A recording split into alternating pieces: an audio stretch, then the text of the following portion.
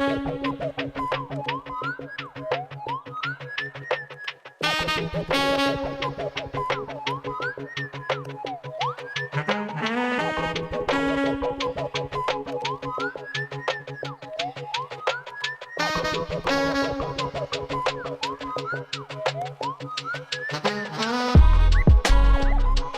good, y'all? Welcome back to Conversation Piece.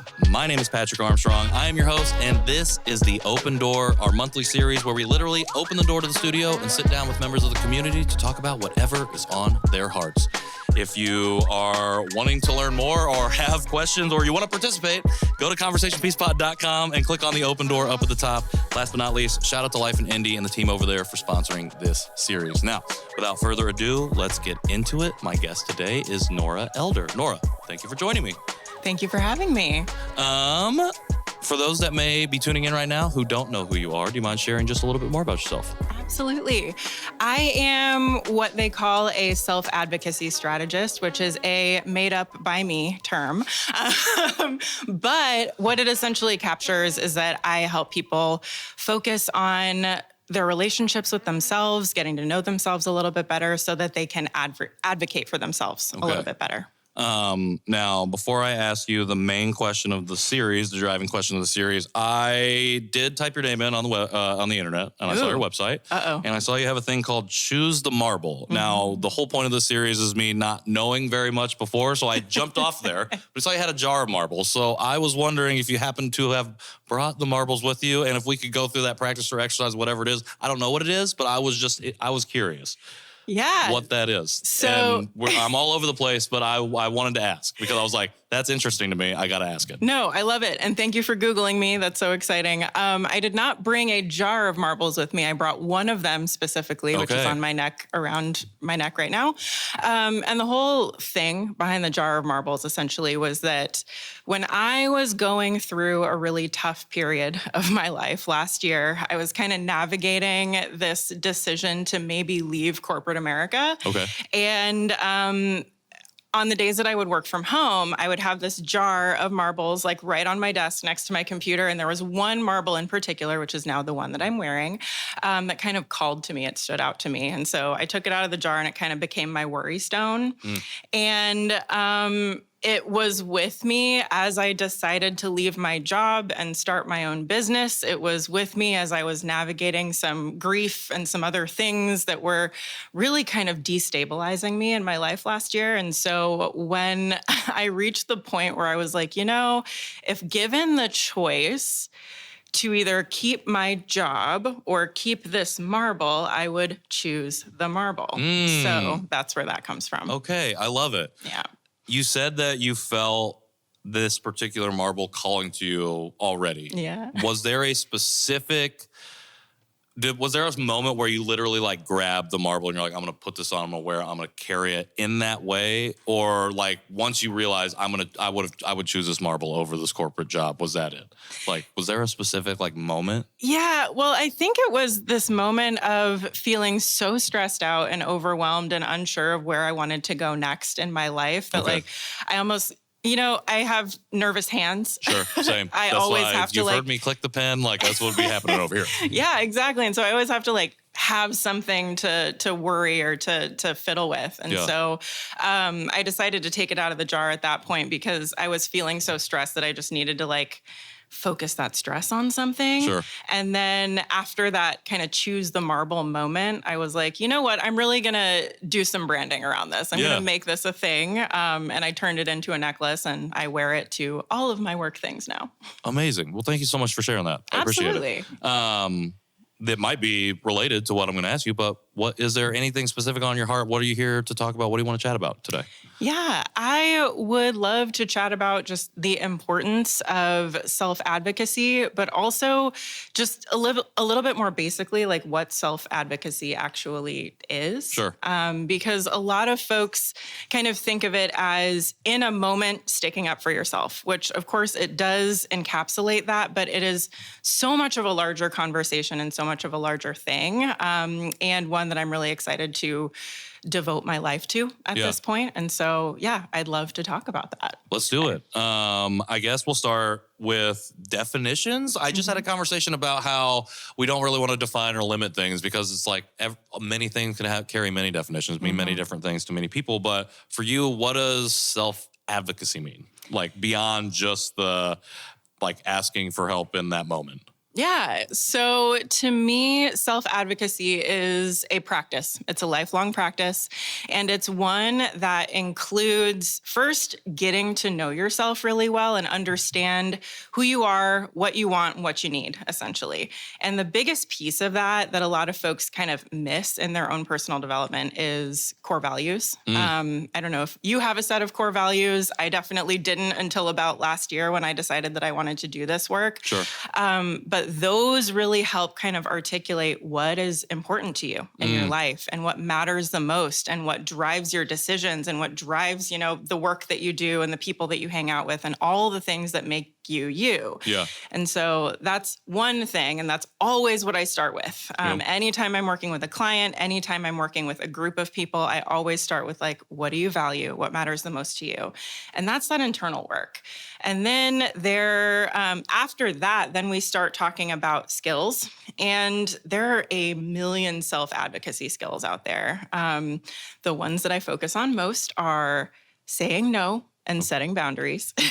People really struggle in those areas. And I think it goes back to some folks not necessarily having a good sense of what matters to them. But then once they do, it's like, okay, well, now how do I create space for me to live my life in these ways? Sure. And I would say it's saying no and setting really good boundaries.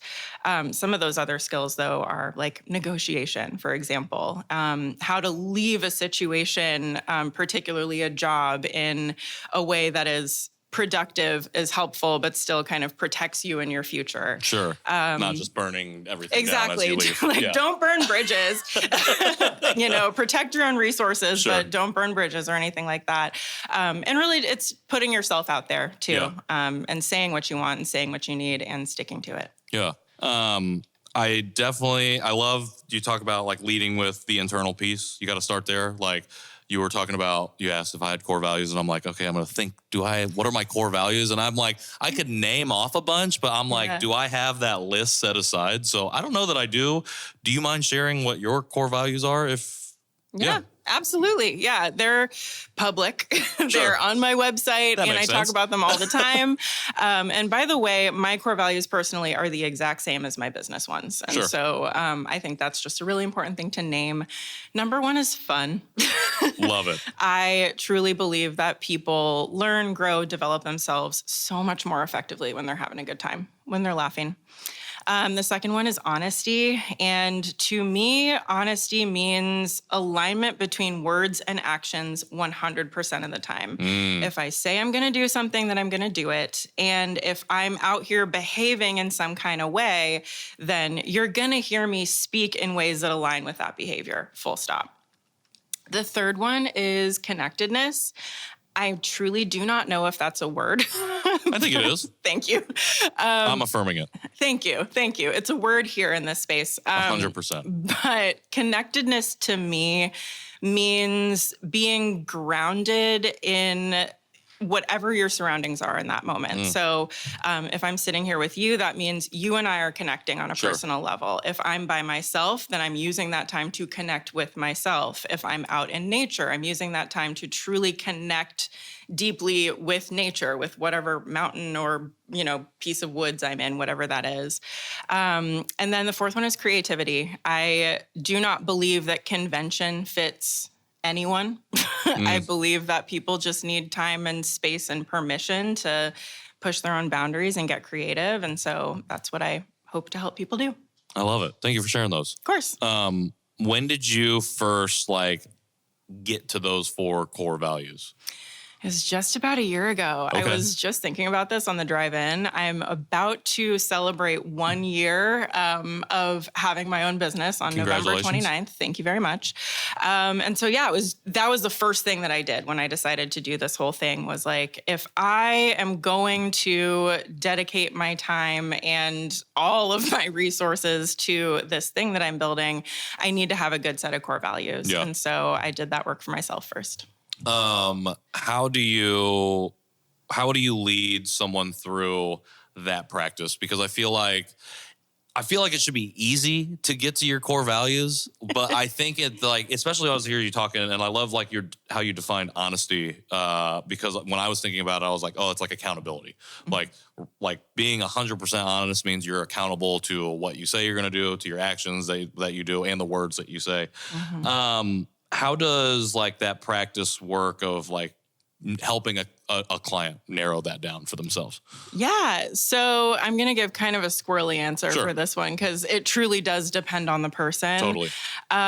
What I find has been most beneficial for the most people is doing it through journaling. Okay. I have a set of journal prompts that I give people to kind of help them, what I call excavate their core values, because everybody has core values. Everybody is directed by certain things internally, but you just kind of need to like dig around and figure out what they are. Sure. So an example of one of them, I call the hurt question. And it's all about, when was a time that you felt really hurt or frustrated or almost like heartbroken? And then getting to the root of what caused that pain. And I use like an inquiry process that's basically, you ask yourself why that mattered. And then once you get that answer, then you ask yourself why that thing mattered. And eventually when you finally get to that place where it's like, I don't know, it just matters. Yeah. That's your core value. I like it. So you're the strategist part. Mm-hmm. You're helping people. Mm-hmm. I don't know why I said the strategist part. You're the strategist who is helping people excavate these core values, then develop the skills to be able to live into those core values, live as their most whole version. Mm-hmm. Who was helping you when you stepped into this space and you're like, this is what I want to do? Oh gosh, so many people. I have to give Julia Cameron her flowers. And if you're not familiar, Julia Cameron wrote a book called The Artist's Way. And it is, I would say, just required reading/writing for anybody who's like on a journey, air quotes. And so basically what it is, it's like a 12-week course where you are responding to different journal prompts and you're taking yourself out on what she calls like artist dates, where all you do is like take yourself, only yourself, out to do something that nourishes your soul. And that was the first thing that really kind of helped me gel this whole thing in my head that, oh, I think I am ready to start my own business. And I think I do really want to work with people to help them find their own core values. Yeah. And so Julia Cameron, thank you so much. I've never met her in my life. I probably never will, but I owe her so incredibly much. And then it was a series of women's groups here in Indianapolis. Nice. Starting with Indie Maven, of course, I have to plug them. I'm also an Indie Maven ambassador. Love them Gotta so get the much. Plug in. Gotta do it. But like that network of women is so incredibly smart and well connected. And like all you have to do is get on the message board and be like, hey, I have a question about how to get funding, or I have a question about marketing, or I'm just really struggling and I need somebody to talk to. And immediately like a million women will be like, yeah, here's all the help that you need. Yeah. So Indie Maven, phenomenal. There's also Create, Connect, Collab, which is another phenomenal group of women. You've heard of them. Yep. Shout out Lativa and Sarla, guests on the show, friends of the show. Amazing women. Yeah. Amazing. I absolutely love them. They're phenomenal. And it's the same vibe, you know? And so In addition to that, it's just been a lot of individuals. One of the things that I have appreciated the most about being a solopreneur, as they are called, Yep. is being able to kind of staff my own workplace of people. For sure. And being able to go out to coffee with people just because I like them and collaborate with different folks. And so, I've built a huge network of folks. I can't name every single name, but For sure. if you are hearing this and you think it might be you, it is you. Tag yourself in the comments so we also know and we can connect with you as well. Well, I appreciate you sharing that. I think that is something that we've been excavating on the show as well, is just like, what is the city's, like, what is the city's product, I want to say, but I don't think that's the right word, but like, what makes the city of Indianapolis? And it really is the people, like the people and the stories that they carry with them, the experiences that they have.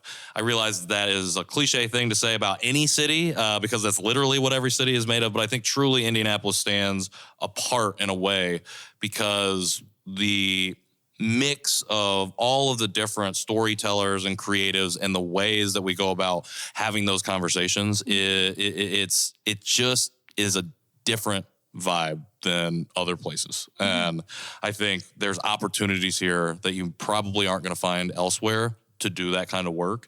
But to not just do it, to really build and find a way into community and be in community, not just be in a community, but to be in community with people. Yeah, I love that.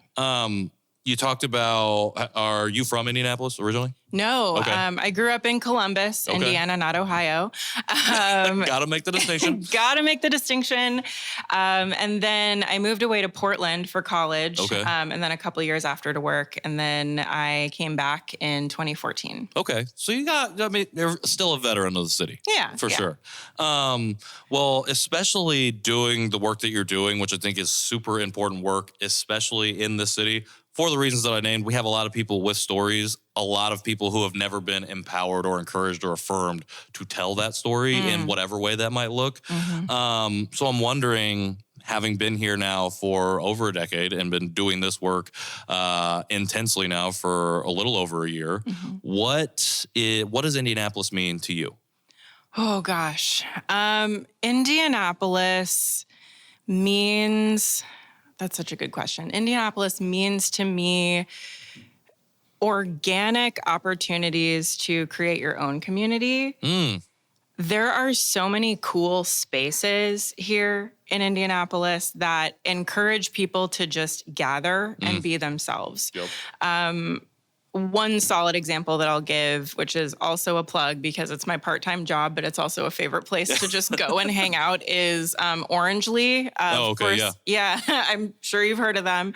I work a couple days a week in the Broad Ripple location, and I'm hanging out there a lot more than that as well, just because not only is it like a bottle shop, they have a couch and a table and chairs in the back, and you can just come and gather if you want to.